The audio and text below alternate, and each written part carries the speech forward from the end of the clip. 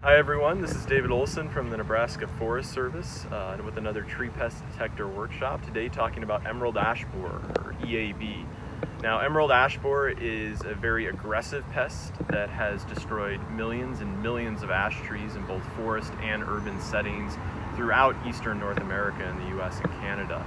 It was first discovered outside of Detroit, Michigan in the year 2002, although many people believe it's probably been here since at least the mid-1990s, brought in from packing material from East Asia. In Nebraska, we were first confirmed to have EAB in 2016. It was discovered in Omaha and Greenwood, and since then it has also been discovered in locations in Lincoln, Fremont, Ashland, and most recently in Kearney, Nebraska.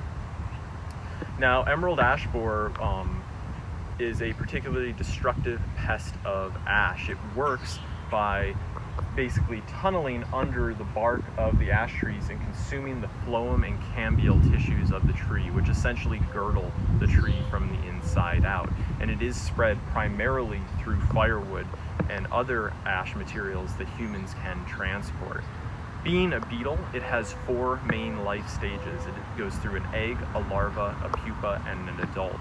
So the way it works is that when the adults come out and feed, usually in the early summer, around late May to early June is when they begin to start emerging, they will feed for a little bit of time on ash leaves. Usually this is nothing very noticeable, and then they'll mate, and the female will actually lay her eggs in the crevices of the bark of ash trees. Now these eggs are very small. They're less than a millimeter in diameter most times, so not something you're going to see. But then after about 2 weeks, those eggs will hatch, and the larvae, which kind of look like little worms, we'll go over that a little bit later, burrow down into that cambial and phloem tissues, which are the tissues that transport nutrients and water throughout the tree.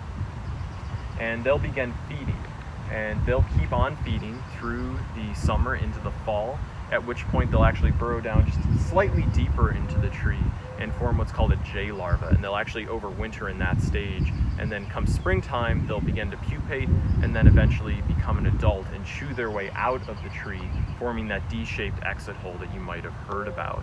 And once they emerge, they begin to feed on ash leaves, mate, and start the life cycle all over again. So with emerald ash borer, we're generally focused when we're scouting for it on a few main things going on with the tree. When we start out looking for trees, the things that we're generally looking for are a declining canopy, which means that the canopy is looking more sparse. It's declining, might have some patchy spots in it, might just have less leaves overall, and that's going to be something that occurs from year to year. It's not going to be something that happens in the course of a few weeks. There are some fungal pathogens that affect leaves of ash trees that'll cause them to, drop their leaves a couple weeks early in the late summer. It's not going to be anything like that. It's going to be more of a slow decline, usually from season to season, that you're going to notice. That's going to be a symptom that you can look for from a distance on ash trees. Other things that you can look for from a distance include things like epicormic sprouting. That's actually when we have branches coming out of the trunk of the tree or in unusual places, which is sort of like the tree's last gasp for air in a way. It's as far as it can push nutrients up, so it sends out latent buds that are present in the bark to sort of form these sprouts coming up at weird places on the trunk and on limbs. And that can be a dead giveaway too, that something's going on with the ash tree. It might not necessarily be emerald ash borer, but it very well could be. Another thing that we look for from a distance is woodpecker activity. We call this bark blonding because often when woodpeckers are very active on an ash tree, they'll actually strip out the outermost layer of bark, and it'll leave it with a slightly more blonde appearance than normal. And this is a particularly good characteristic to look for in the winter as well. Now, as we get closer to the tree, there's more definitive signs of emerald ash borer that we can look for. One of those things are splits in the bark.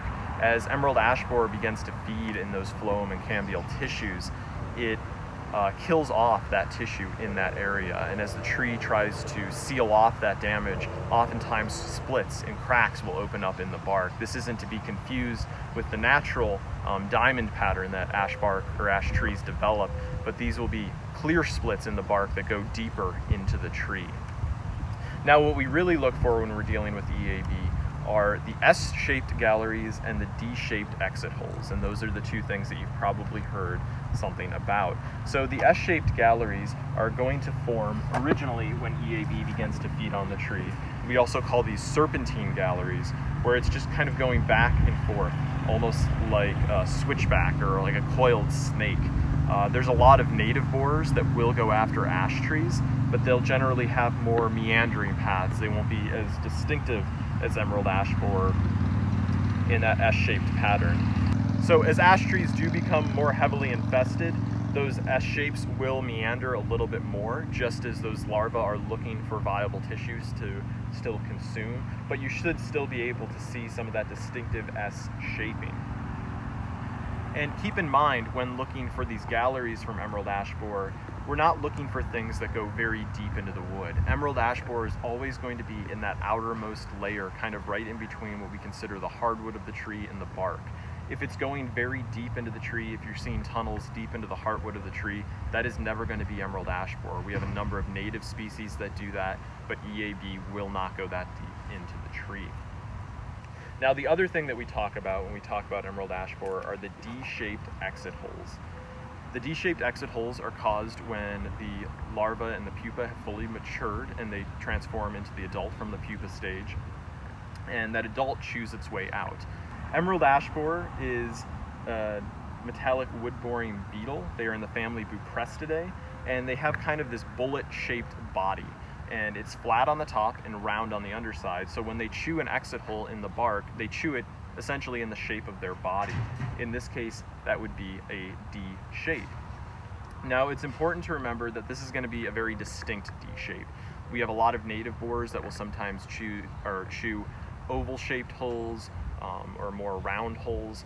So it's important to know that this is going to be flat on one side and round on the other. Now, this can be hard to see sometimes. So what I recommend is if you're unsure, sometimes an exit hole is a little bit older, caused by something, but it's been out in the environment, been being weathered, is just to take a knife and shave off that outermost layer to get a nice clean surface to look at the exit hole. And a lot of times that will tell you if it's oval or actually D-shaped. Now, the other important thing with this is that the D-shaped exit hole is going to be about 1/8 of an inch across. A lot of our native borers are quite a bit larger than this. There is one called the flat-headed apple tree borer that's actually in the same family as emerald ash borer that will make kind of a D shape, but it's a lot larger. It almost looks like it's been stretched.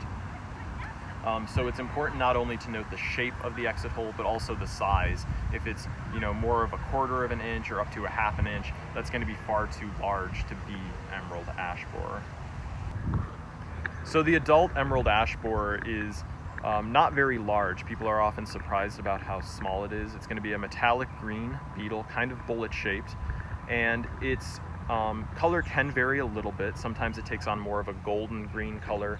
Underneath its wings, or its outer wings, we call these elytra, the hard outer wings, it's going to have kind of a purplish to copper colored abdomen. The thing about emerald ash borer adults, though, is that most people probably will not see these in the wild. In years of working with emerald ash borer, I've probably only seen the adults out and about 6 times in the field. You usually only see it when infestation levels are very, very high.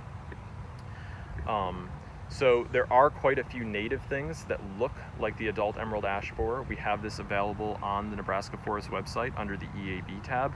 One of the most commonly mistaken ones is the six-spotted tiger beetle, which is a predatory beetle native to Nebraska that's very quick moving, and you often see a flash of green on the ground. So that's one to be aware of that's often mistaken for emerald ash borer.